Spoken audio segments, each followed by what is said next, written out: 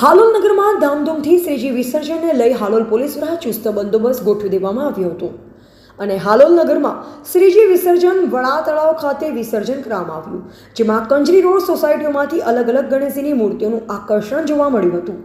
હિન્દુ સંગઠનો દ્વારા ગણેશ ઉત્સવને લઈ ધામધૂમથી ઉજવવામાં આવે અને વિસર્જન કરવામાં આવ્યું। ડીજેના તાલથી હાલોલ નગરમાં ગણપતિ બાપા મોરિયાના નારાથી ગુંજી ઉઠ્યું।